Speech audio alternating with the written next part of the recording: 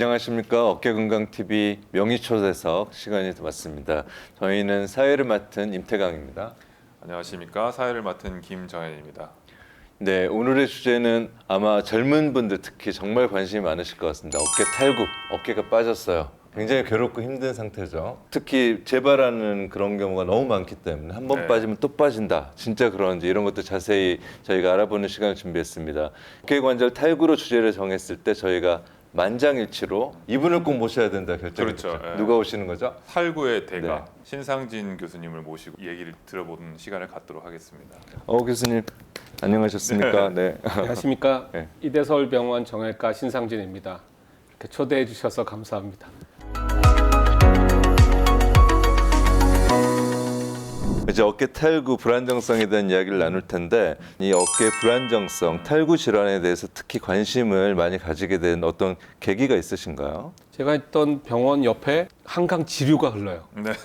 네. 이게 한강변에는 사람들이 많기 때문에 자전거 이런 게 많아도 워낙 큰 도로이기 때문에 사고가 별로 안 나는데 네. 지류는 정말 사고가 많이 남습니다. 좁아서 그냥 좁아서 되게 많이 다니고 사람들이랑 부딪히고 그래서 자전거 사고, 스포츠 사고 이런 지리적 요인 때문에 환자가 많았고 네.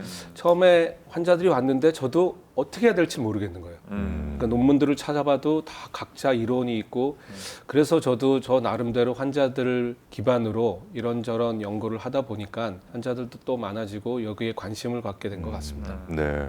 그럼 이제 환자분들이 어깨가 빠진 다음에 응급실에서 다시 이제 끼워 넣잖아요. 제가 이제 환자 선생님 저 어깨 응급실 갔다 왔습니다. 이렇게 외래 오면 교수님 어떻게 설명하시는지 궁금합니다. 네. 일단 어깨 빠진 것부터 네. 이제 환자들이 헷갈리는데 어떤 네. 분은 정말 빠져서 응급실에 가는 분도 있고 네. 어떤 분은 빠지지는 않았는데 본인이 막 불안하다고 느끼고 오는 사람들이 네, 있어요. 네. 이제 어깨가 빠졌다는 거는 이제 탈구라는 건데 그거를 알기 전에는 먼저 어깨 해부학 먼저 네. 알아야 되는데 우리가 모든 관절은 뼈 두 개가 만나서 움직이게 되어 있어요. 그래야지 우리가 신체가 자유롭게 네. 움직이고 뼈 두 개는 인대로 이렇게 연결이 되어 있어요.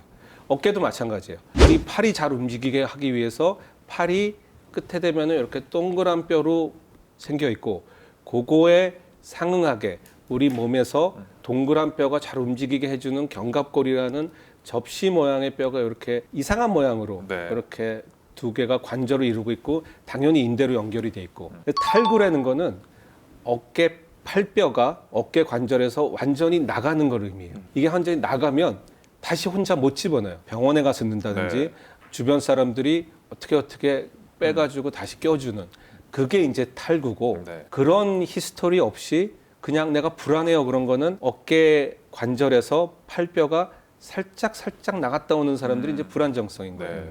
그래서 응급실로 거쳐오면 당연히 어깨를 다시 집어넣고 환자들이 오는데 그 환자는 이제 객관적인 여러 가지 검사와 주관적인 증상에 따라서 치료하는 방침이 완전히 달라집니다. 네. 처음에 오시면 어떤 검사부터 권하시고 어떤 진찰을 하시나요? 어깨의 다른 질환도 마찬가지지만 우리가 어깨에서 하는 검사들은 주로 유발 검사입니다. 어떤 유발. 동작을 할 때 아프다 그러면은 그 동작을 의사가 해보는 거죠. 그때 증상이 유발되면은 우리가 이 사람은 병변이 있다고 판단을 하는데 다 넘어진다고 어깨가 빠지는 게 아니거든요. 네. 어깨가 빠지는 동작이 있어요. 이게 이제 외전, 외회전인데 네. 쉽게 말해서 공 던지는 동작이죠.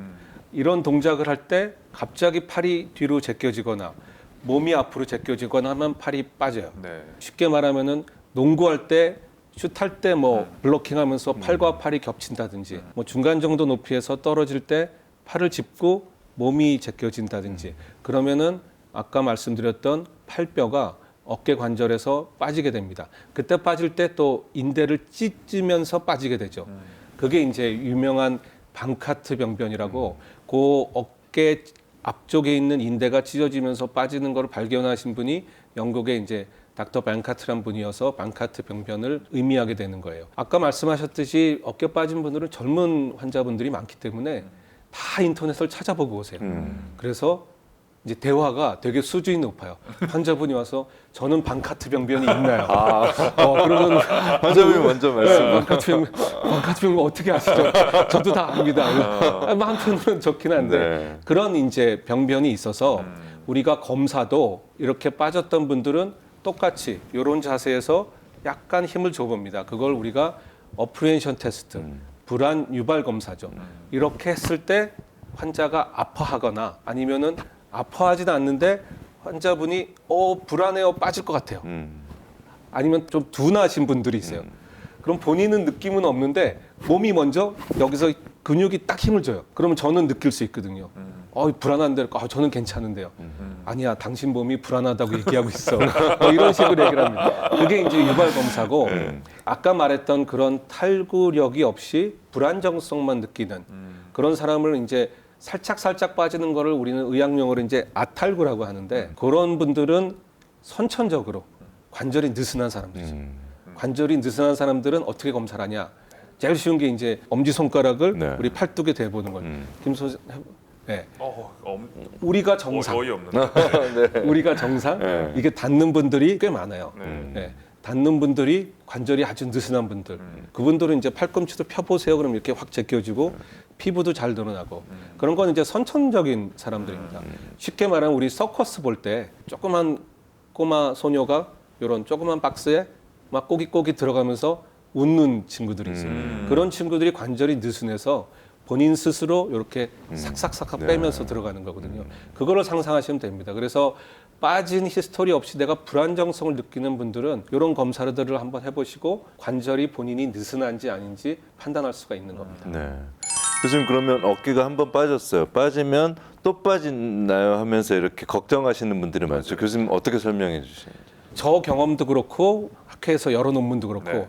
이게 나이에 따라서 다시 빠질 확률이 아주 달라집니다. 그렇죠. 정말로 데피니트하게 달라져요. 그거는 여러 가지 이유가 있죠.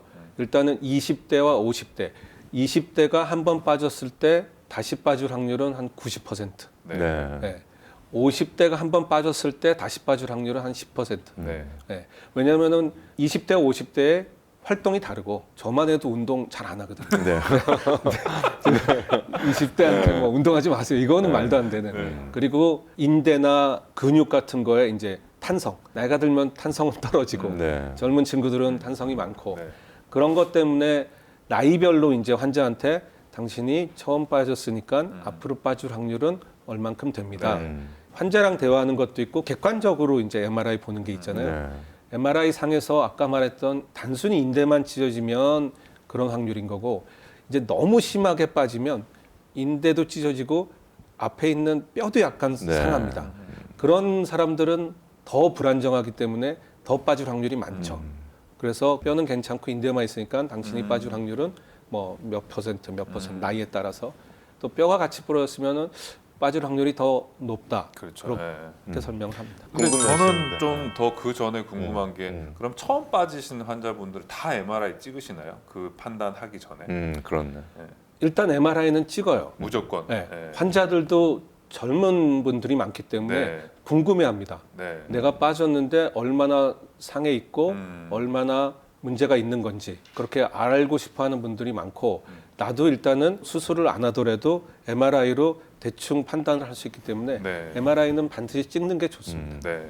안 찍어? 아니요, 저 찍는데 그런 거를 꼭 찍어야 되나 이렇게 여쭤보시는 분들이 많아서 뭐 대신 여쭤봤으면 꼭 찍으셔야 됩니다. 네.